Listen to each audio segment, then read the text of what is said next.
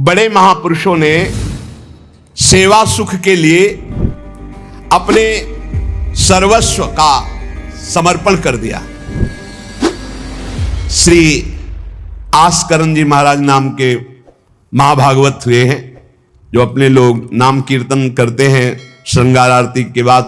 हाँ, आस्करण मधुकर जयमल नृप हरिदास जन दासा, ऐसा आता है। तो आस्करण जी के इष्ट श्री राधा मोहन जी थे। इन्होंने विचार किया कि राजकाज में हर क्षण कोई न कोई जब सेवा में बैठते तो राजा, तो आप ये सलाह, ये सेवा। श्री आस्करण जी ने अपनी सेवा को सुरक्षित रखने के लिए, ये नरवरगढ़ के राजा है, राजा को बहुत से कार्य होते हैं, पता नहीं किस समय कौन सी राजकीय व्यवस्था के लिए आवश्यकता पड़ जाए, तो ठाकुर सेवा में एकाग्रता की बहुत आवश्यकता होती है। अगर तन्मयता नहीं तो फिर बिगड़ जाएगा। मनुष्यों में श्रेष्ठ आस्करण जी ये नरवरगढ़ के राजा थे। इनके ठाकुर का नाम राधा मोहन जी था। ये प्रेम पूर्वक उनकी सेवा में कोई विघ्न न हो, इसलिए 10 घड़ी तक का कठोर आदेश दे दिया था। 24 मिनट की एक घड़ी होती है, तो 10 घड़ी कितने हुए? 4 घंटे। 4 घंटे तक कोई भी अगर सूचना देने आया तो दंड प्राप्त करेगा, वो दंड उसको मिलेगा। 4 घंटे तक सूचना भी नहीं देनी है। जिस समय वो राधा मोहन जी की सेवा में गए तो द्वारपाल खड़े हो जाते थे, कोई भी अंदर प्रवेश नहीं करेगा। किसी भी तरह की कोई विपत्ति आ जाए, आग लग जाए, फिर भी सूचना नहीं देनी है 4 घंटे सेवा में। इसलिए उन्होंने कठोर नियम लगा रखा था, 4 घंटे तक कोई सूचना भी नहीं देगा। और आप मंदिर में राधा मोहन जी को 4 घंटे स्नान कराना, श्रृंगार कराना, आरती करना, फिर आरती करके भोग आदि सब करके फिर दंडवत करना। दंडवत के बाद जब प्रसाद चरणामृत लेकर उठते तब कोई बात हो तो बता सकते हैं। वो भी बात जब श्री जी की चिक डालकर बाहर निकले, उस समय द्वार पर चौकीदार बहुत सावधानी से कोई भीतर न जाने पावे। देखो, महापुरुषों से हमको शिक्षा मिलती कि हम कैसे ठाकुर सेवा करें। ठाकुर जुगल किशोर हमारे, इनकी सेवा हम कैसे करते हैं। आप 4 घंटे एकाग्रचित होकर केवल सेवा में ही डूबे, बड़ा सुख मिलता है। भक्तों के नेत्र अलग होते हैं तो प्रभु उनका रसास्वादन भी अलग ही करवाते हैं। एक बार क्या हुआ, आवश्यक कार्य से नरवरगढ़ में दिल्ली के बादशाह का आगमन हो गया। बादशाह जो सैकड़ों राजाओं के ऊपर होता था, और ये नरवरगढ़ के राजा थे। उसने आज्ञा करी, जाओ आस्करण जी को हमारे सामने जल्दी लिवा करके लाओ। और आस्करण जी का नियम था, राधा मोहन जी के मंदिर में गए तो सख्त आदेश, कोई सूचना नहीं पहुंचाएगा। सब आस्करण जी के जो रक्षक थे उन्होंने मना कर दिया, नहीं महाराज, ये आपकी सूचना भी नहीं पहुंच सकती, 4 घंटे आ ही नहीं सकते आस्करण जी। उसको बहुत क्रोध आया, बादशाह हो, मैं आदेश कर रहा हूं, एक छोटे राजा के सेवक हमें जवाब दे रहे। बादशाह ने आज्ञा का उल्लंघन, इससे बड़ा क्रोध हुआ और उसने बड़ी सेना बुलवा ली और सेनापति को आदेश किया कि जाओ बोल दो, नगर का नाश करवाना चाहते हो या हमारी आज्ञा का पालन करना चाहते हो। तुरंत आस्करण को भेजो, अन्यथा पूरी सेना बलात् नगर को नष्ट कर देगी और जबरदस्ती आस्करण को बंदी बना लिया जाएगा। बादशाह का आदेश, देखो परीक्षा होती। जब यह आदेश हुआ, सेनापति आया, निज दूतों से जो अंगरक्षक द्वारपाल, उनसे कहा, सबने कोई उत्तर नहीं दिया। 4 घंटे तक हम अपने राजा को सूचना भी नहीं दे सकते, जो तुम्हें करना हो करो। यह बड़ी बात है। बादशाह का हुक्म, बादशाह के सेनापति का हुक्म, सेवा में विघ्न ना पड़ जाए इसलिए कठोर नियम लिया था। पर सबके हृदय में घबराहट थी कि अब क्या होगा जब बादशाह नाराज हो गया, सेना आ गई, सेनापति आ गए, अब क्या होगा। सेनापति ने बादशाह से कहा कि अब क्या हुक्म है, वहां से मना हो गया है, आपकी आज्ञा का उल्लंघन, हमारी आज्ञा का उल्लंघन, हमारा भय दिखाना सब व्यर्थ चला गया। बादशाह ये बड़ा आश्चर्य हुआ कि ये आस्करन जी के पास सूचना ही नहीं पहुंचाई जा रही और हमारे भय का इसके ऊपर कोई असर नहीं। पर आस्करन जी बहुत साधु प्रकृति के हैं, बड़े प्रियजन हैं, आक्रमण करना तो उचित नहीं, मैं स्वयं जाकर के देखूं क्या बात है। राजा थोड़ा भाव से युक्त हुआ, नहीं तो रजोगुण में फिर ऐसा भाव कहां होता है। पर आस्करन जी की भक्ति का प्रभाव कि उसके ये देखूं चल के आखिरकार है क्या। बादशाह स्वयं आया। राज कर्मचारी अब विचार में पड़ गए कि बादशाह को कैसे रोका जा सकता है। सब जितने उनके अंगरक्षक सबको रोक दिया। ये बड़ी बात है, यह है भगवान की आराधना का बल। नहीं, बादशाह को कौन रोक सकता है, एक छोटे राजा ये है, उनके सैनिकों ने, द्वारपालों ने रोक दिया और बादशाह से कहा राज आज्ञा का उल्लंघन हम नहीं कर सकते, नाम सूचना दे सकते हैं और ना किसी और को अंदर जाने दे सकते हैं, किसी और को अंदर नहीं जाने दे, तो हम जा सकते हैं। बोले हां आप बादशाह हैं, आप जा सकते हैं, लेकिन आपके साथ कोई नहीं। बादशाह राजी हो गया। देखे आखिरकार अंदर क्या है। वहां जाके देखा तो आस्करन जी की सेवा हो चुकी थी संपूर्ण। अब वो दंडवत कर रहे थे। आस्करन जी अपने ठाकुर की संपूर्ण सेवा करके दंडवत अपनी पूरी कर रहे थे। अब जैसे 108 दंडवत तो समय लगेगा, आस्करन जी साष्टांग लेट करके दंडवत कर रहे थे। अब को बादशाह जाएगा तो बादशाह कोई साधारण तो है नहीं, उसकी बाजूबंद, उसके सब झनन भनन आवाज तो होती है, पता भी चलता है कि कोई आ गया। मुड़ करके भी नहीं देखा बादशाह की तरफ, बस बार बार साष्टांग दंडवत, खड़ा खड़ा देखता रहा। 108 दंडवत, 2-4 हो तो बड़ी देर हो गई, ना बादशाह से बात, ना सलाम, ना कोई, बस वो अपनी साष्टांग दंड। ये होना चाहिए। आप श्रृंगार कर रहे हैं तो श्रृंगार में ही दृष्टि होनी चाहिए, दंडवत कर रहे हैं तो किसी की तरफ नहीं, सिर्फ दंडवत के सामने प्रिया प्रीतम है, हम बार बार दंडवत कर रहे हैं। ये उपासकों की एक एकाग्रता होती है। भला सोचो बादशाह पास खड़ा है तो ऐसे लेटे लेटे भी तो देख सकते थे, बिल्कुल नहीं देखा। राजा को, बादशाह को बड़ा आवेश आया कि इतनी देर से मैं खड़ा हूं, पहले तो वहीं सब नाना करते रहे, इतनी देर से खड़ा हूं, ना कोई प्रणाम ना नमस्कार, ना हमारी तरफ देख रहा है, क्या है। तलवार निकाली और साष्टांग दंडवत कर रहे थे तो मारा, एक पैर की एड़ी कट गई, एड़ी कट गई, खून बह रहा है। साष्टांग दंडवत, फिर खड़े, फिर साष्टांग दंडवत, फिर खड़े, फिर साष्टांग दंडवत, बिल्कुल नहीं देख रहे कि एड़ी कट गई। सोचो जरा, ये भक्त की निष्ठा है उपासना की।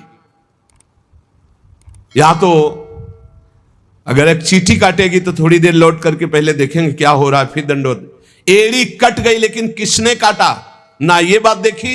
एड़ी कटना कोई साधारण बात समझते हो, तलवार से पूरी एड़ी काट दी, कोई दुख नहीं, रक्तस्राव हो रहा है। अपने नियमानुसार कटी गई एड़ी, ए पे टेढ़ी हूं न भौं करी, ना तो आह निकला ना गुस्साई कि किसने ऐसा कर दिया। करी नित नेम रीति धीरज दिखा, धैर्य पूर्वक 108 दंडवत पूरी की। पूरा जब संपन्न कर लिया, इसके बाद पीछे हटे, चिक गिराई, क्योंकि समझ चुके थे कि ये तलवार चलाने की हमारे ऊपर हिम्मत केवल बादशाह की हो सकती, दूसरे की नहीं। कोई साधारण राजा नहीं, महाभागवत और महाबली है। इसलिए हमारे ठाकुर का सुखपूर्वक अपशयन हो। चिक डाली। आस्करन जी ने जब चिक डालकर पीछे मुड़कर देखा तो बादशाह तो शिष्टाचार के अनुसार जोहार किया। राजा की भगवत सेवा, नियम निष्ठा, ये देखकर बादशाह बहुत प्रसन्न हुआ और कहा मैंने आज देखा ईश्वर के प्रेम की सच्चाई को। तुम्हारे में थोड़ा भी बनावटीपना नहीं, थोड़ी भी शिथिलता नहीं, तुम अपनी निष्ठा के धैर्यवान वीर हो। बादशाह ने आस्करण जी से भगवत प्रेम संबंधी कुछ चर्चाएं की और विचार अपने प्रकट किए कि आज मैं बहुत खुश और सौभाग्यशाली हूं कि तुम्हारे जैसा राजा मेरा जन है। बड़ा हृदय रस में डूब गया बादशाह का। यह है देखो सच्चाई भक्ति की। नहीं बादशाह के हुक्म को टाल देना, सेनापति की आज्ञा का उल्लंघन कर देना, बादशाह आया है साष्टांग दंडवत, कोई उसका आदर ना करना, ये सब भारी अपराधों में आता है। नहीं बादशाह आया और फिर दंडवत हो सके, नहीं पहले उससे बातचीत होगी बाद में दंडवत होगी। नए अपनी निष्ठा के आगे नहीं, एड़ी काट दी गई फिर भी नहीं रुके। अब आस्करण जी सदैव अपने भगवत निष्ठा भगवत सेवा में मगन रहते। राजा बहुत प्रसन्न होकर के कहा कि अब जिस कार्य के लिए हम आए थे अब उस कार्य की जरूरत नहीं है, और अपनी जेब से अपनी रुमाल निकाल कर अपने हाथों से उनके चरणों की एड़ी में बांधा और कहा तुरंत चलिए राजवैद्य के द्वारा इसे, और आज से हमारी तरफ से आपके ठाकुर की सेवा सुख संविधान चलेंगे। हम विशेष विशेष प्रकार की आपकी ठाकुर सेवा में सहयोग करें। आस्करण जी ने कहा भगवत कृपा है, सब भगवत कृपा है, सेवा यथार्थ रूप से चल रही है। एक बार राजा आस्करण जी के शरीर में बहुत जोर का बुखार आ गया। ऐसा बुखार कि ना उठने की हिम्मत न शरीर की शुद्धि, और नियम की निष्ठा थी ही। अब भारी कष्ट, एक तो शरीर उठने लायक नहीं, भारी बुखार, और दूसरा सेवा। अब वो इस बात के चिंतित थे कि सेवा कैसे होगी। तो ठाकुर जी ने स्वप्न में अपने किसी निजजन पंडा से कहा इनको किसी औषधि की जरूरत नहीं, मेरा चरणामृत पिला दो, स्वस्थ हो जाएंगे, सेवा में आ जाएंगे। वो गए और उनका ठाकुर जी ने स्वप्न में आकर के कहा है कि आप ठाकुर जी का चरणामृत पी लीजिए, आप स्वस्थ हो जाएंगे। वैसे तो चरणामृत रोज ही लेते थे, सेवा में जाने के पहले ठाकुर जी का चरणामृत जो पूर्व का था पिया, तत्काल सब खत्म हो। सेवा में बहुत बड़ी सामर्थ्य है, निष्ठा में बहुत बड़ी सामर्थ्य है ठाकुर जी के चरणामृत में। विश्वास करो, जो रोज चरणामृत पीता है उसका पुनर्जन्म नहीं होगा। बड़ा से बड़ा रोग आएगा लेकिन उसको पीड़ा नहीं पहुंचा पाएगा, अकाल मृत्यु नहीं होगी। तो स्वप्न में ठाकुर जी ने कहा चरणामृत दे दो, सब सामर्थ्य आ जाएगी। एक बार राजा ने द्वेषवश सेना लेकर, किसी दूसरे राजा ने आपके ऊपर चढ़ाई कर दी, तो आपने व्यर्थ की खून खराबी ना हो, ललकार सुनकर भी आप सेना सहित संग्राम भूमि में ये विचार किया कि युद्ध करने से बहुत लोगों का नाश होता है, इसलिए अपने सब महारथियों को बुलाया और कहा नाम कीर्तन करो। जहां युद्ध के लिए ललकार हो रही वहां नाम कीर्तन शुरू कर दिया। नाम कीर्तन इतनी जोर का कि आनंद में सब झूम रहे, और उधर एक बादल की ऐसी टुकड़ी आई कि इतने ओले बरसे कि जो विपक्षी सेना थी, मैं राजा और विपक्षी सेना सब भाग गए, और ये अपनी तरफ कीर्तन ही करते रहे, लड़ना ही नहीं पड़ा।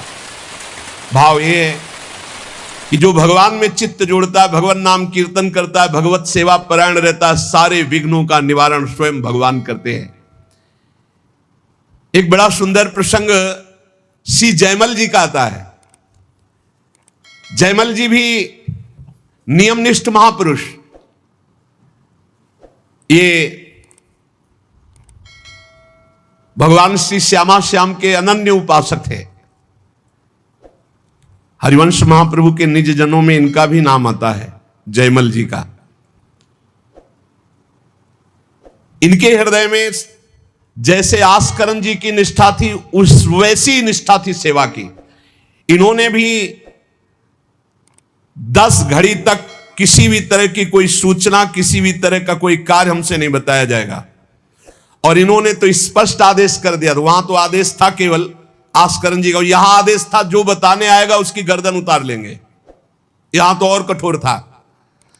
जयमल सिंह जी, वैसे इनका पहले निवास मेड़ते में था, और ये बड़े अनुरागी प्रिया प्रीतम के, इनको प्रिया प्रीतम की सेवा में थोड़ा भी विघ्न बर्दाश्त नहीं था। ये नियम निष्ठा कि मंदिर में कोई भी जब सेवा में जयमल जी हो आ नहीं सकता, आ गया तो उसकी गर्दन बचेगी नहीं। एक कठोर नियम लगा दिया था निर्विघ्न सेवा के लिए। सेवा में बहुत बल है प्यारे, सेवा में बहुत बल है। जयमल जी ये नियम लगा लिए थे कि अगर सेवा के समय कोई भी समाचार देने आएगा तो उसे मार डाला जाएगा। इतना कड़ा शासन। और यह बात प्रसिद्ध हो गई थी कि 4 घंटे जयमल जी निकलेंगे नहीं मंदिर से। तो जयमल जी का एक मंडोर का जो राजा था वो भाई लगता था, उसने विचार किया कि बहुत अच्छा 4 घंटे का समय है, जयमल जी के पास सूचना कोई दे नहीं सकता और इस समय आक्रमण किया जाए तो पूरे नगर को कब्जे में कर 4 घंटे का युद्ध, और वो निकलेंगे नहीं और कोई सूचना देने जाएगा तो मार डाला जाएगा। बहुत बढ़िया अवसर है कि पूरे नगर को अपने कब्जे में कर लिया जाए। भारी सेना चारों तरफ से पूरे नगर को घेर लिया गया। अब ये जब सैनिकों से पता चला तो हाहाकार मच गया कि बिना राजा के आदेश के युद्ध कैसे छेड़ दिया जाए। चारों तरफ से शत्रु पक्ष सैनिकों ने घेर लिया है। सबने विचार किया कि आज्ञा हो जाए तो अभी युद्ध हो जाए, पर आज्ञा लेने कौन जाए? जो जाएगा मार डाला जाएगा। जयमल जी का आदेश है। अब जयमल जी की माता जी को तैयार किया गया है कि आप जाओगी तो आप पर वो प्रहार नहीं करेंगे और आपकी बात सुन लेंगे। माता जी भी डरती हुई गई, क्योंकि आज्ञा थी कोई नहीं आएगा, अगर जो भी आएगा उसकी गर्दन उतार दी जाएगी, मार डाला जाएगा। माता जी को इसीलिए भेजा गया कि बस आप केवल सूचना दे दो और वो आज्ञा दे दे, संभाल तो सब यहां लेंगे, आज्ञा दे दे। वो गई, जयमल जी ठाकुर जी के श्रृंगार में थे, पीछे से कहा बेटा शत्रु पक्ष ने पूरे नगर को घेर रखा है, तुम्हारी क्या आज्ञा है? उन्होंने उत्तर दिया भगवान सब भली करेंगे और आप जाओ।